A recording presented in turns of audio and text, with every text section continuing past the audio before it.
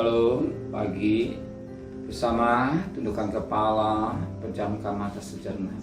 Bapa yang bersemayam dalam kerajaan surga, pagi ini kami mengadakan mesbah keluarga, mesbah pribadi. Kami menaikkan pujian penyembahan kepada Bapa di surga, dan kami rindu mendengarkan renungan firman-Mu. Roh Kudus mengurapi hamba-Mu, mengurapi kami, sucikan hati dan pikiran kami, sehingga butir firman-Mu menjadi berkat, dan kami juga boleh naikkan doa syafaat kepada Bapa di surga. Haleluya. Shalom, pagi. Mari sama-sama kita akan membaca firman Tuhan.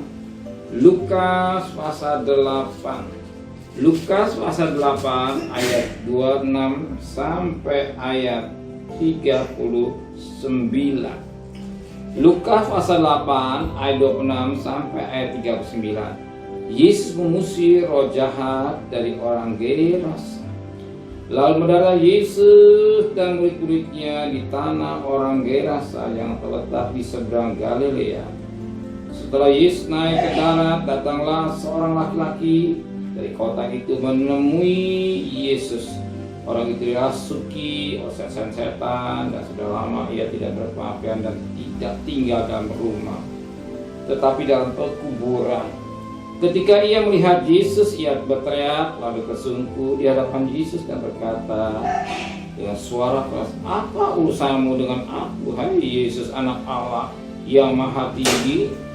Aku memohon kepadamu supaya engkau jangan menyiksa aku." Ia berkata demikian sebab Yesus memerintahkan roh jahat itu keluar dari orang itu. Karena sering roh itu menyeret-nyeret dia, maka untuk menjaganya ia dirantai dan dibunuh. Tetapi ia memutuskan segala pengkat itu, dan ia dihalau oleh setan itu ke tempat-tempat yang sunyi. Dan Yesus bertanya kepadanya, "Siapakah namamu?" Jawab dia, "Legion." Karena ia kerasukan banyak setan. Lalu setan itu memohon pada Yesus supaya jangan memerintahkan mereka masuk ke dalam jurang maut. Adalah di sana seru besar babi sedang mencari makan di lereng gunung. Lalu setan-setan itu meminta kepada Yesus supaya ia diperkenankan mereka memasuki babi-babi itu. Yesus mengadukan permintaan mereka. Lalu keluar setan-setan itu dari orang itu dan masih babi-babi itu. Orang babi terjun dari tepi jurang ke dalam danau lalu mati lemes. Setelah penjaga-penjaga babi itu melihat apa yang terjadi, mereka lari lalu memberitakan hal itu di kota dan di kampung-kampung sekitarnya. Dan keluar orang-orang untuk melihat apa yang telah terjadi. Mereka datang pada Yesus dan mereka menyumpai orang yang telah ditinggalkan setan itu duduk di tepi di kaki Yesus. Ia telah berpakaian dan sudah waras. Maka takutlah mereka. Orang-orang yang telah melihat sendiri hal itu memberitahukan kepada mereka bagaimana orang yang dirasuki setan itu telah diselamatkan. Lalu penduduk daerah Gerasa meminta kepada Yesus supaya ia meninggalkan mereka, sebab mereka sangat ketakutan. Maka naiklah ia ke dalam perahu lalu berlayar kembali. Dan orang yang telah ditinggalkan setan itu meminta supaya dipengenan menyertai Yesus. Tapi Yesus menyuruh dia pergi dan katanya, "Pulanglah ke rumahmu dan ceritakan segala sesuatu yang telah diperbuat Allah atasmu." Orang itu pergi melilit seluruh kota dan beritahukan segala apa yang telah diperbuat Yesus atas dirinya. Isi kita satu berkat yang luar biasa.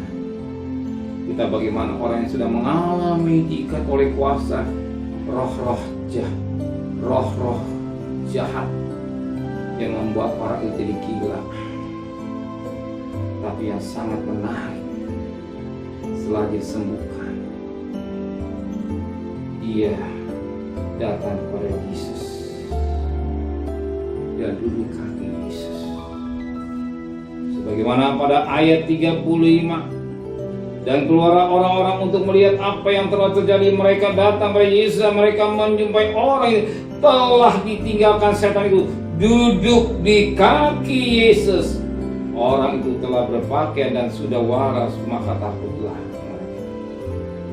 Siapa yang duduk di kaki Yesus ini? Itulah orang yang dikuasai oleh roh-roh yang merasuk, dikatakan oleh gila darah, dikuasai oleh roh-roh yang tidak baik, yang membuat dia terikat, yang membuat dia hal-hal yang gak baik. Demikian juga kalau kita hidup ini, kita sudah dibebaskan oleh Tuhan dari ikatan. Mungkin sebagai suami yang jahat pada istri, mungkin sebagai anak yang kurang ajar pada orang tuanya, tapi Roh Kudus menjamah saudara, Roh Kudus menjamah suaminya, dia berubah. Dan apa yang dikatakan, orang itu duduk di kaki Yesus. Duduk di kaki Yesus. Saudara, orang yang sangat bahagia. Saudara sudah dibebaskan dari ikatan dosa. Saudara sudah lepaskan oleh kuasa dosa. Sebab upah dosa maut. Saudara ditebus oleh darah yang sangat mahal. Itulah darah Yesus. Katakan sudah bebas. Jangan katakan mau diperbudak oleh dosa lagi. Oh, kita tidak mau diperbudak oleh dosa, diperbudak oleh waktu, diperbudak oleh uang, diperbudak oleh ikatan yang lain-lain segala-galanya. Hanya satu kunci, sudah dibebaskan. Duduk di kaki Yesus. Saudara sangat bahagia. Karena saudara sudah dibebas dari ikatan-ikatan yang membuat saudara berat untuk datang kepada Tuhan. Berat untuk mengadakan mesbah pribadi bagi keluarga karena ikatan. Ikatan apa? Dia kejar-kejar waktu, harus cepat-cepat. Mengejar-kejar uang, harus cepat-cepat. Dan ikatan-ikatan yang membuat tidak bisa berdaya. Tapi dalam nama Yesus, seorang sudah dibebaskan. Karena ada nyanyi, sekarang aku sudah bebas. Sekarang saya sudah bebas. Jadi sudah bebas oleh darah. Kita bebas. Kita gunakan waktu kita. Sediakan waktu buat Tuhan. Duduk di kaki Tuhan. Untuk menyembah kepada Dia. Untuk menyembah kepada Dia. Setelah kita menyembah kepada Dia, kita akan jadi alatnya Tuhan. Menyampaikan tentang Yesus Kristus yang penuh kasih, yang bercinta kita.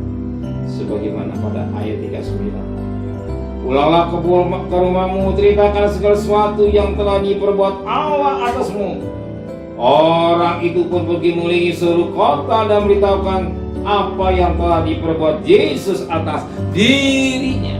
Demikian juga kalau kita sudah merasakan kebebasan, diberkati Tuhan, ditolong Tuhan, diberkati Tuhan, disembuhkan oleh Tuhan, kita sampaikan tentang Yesus yang berkasih. Jadi berkat buat orang lain. Jangan kita hanya diberkati, orang lain juga diberkati melalui pemberitaan firman. Supaya mereka boleh menerima Tuhan sebagai juru selamat. Bahwa Yesus yang sanggup menolong, Yesus yang sanggup memberkati, Yesus yang sanggup membuka jalan, Yesus yang sanggup menyembuhkan, dan Yesus sanggup menolong saudara pada hari ini. Amin. Saudara percaya? Dia sanggup menolong saudara, dia sanggup memberkati saudara. Amin. Mari sama-sama tundukkan kepala. Terima kasih Tuhan buat firman-Mu, meneraikan firman dalam hati kami. Biar kami mau mempraktikkan firman Allah.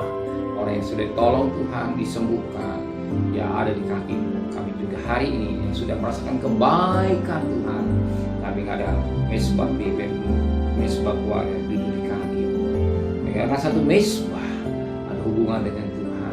Menyampaikan berita, kalau Tuhan sudah memberkati kami kepada mereka yang belum mengenal Tuhan, yang sudah malas jadi rajin karena berita yang kami sampaikan melalui perkataan kami semua, bahwa Yesus yang sanggup menolong dan menyelesaikan hidup kami, memberikan besok pagi tubuh yang sehat dengan tidak kurang satu apapun. Berkati Pak Presiden, Pak Presiden, para menteri, para gubernur, para bupati, para wali kota, para camat, para lurah, pada RW, pada RT, pada medis, para orang itu berikan mereka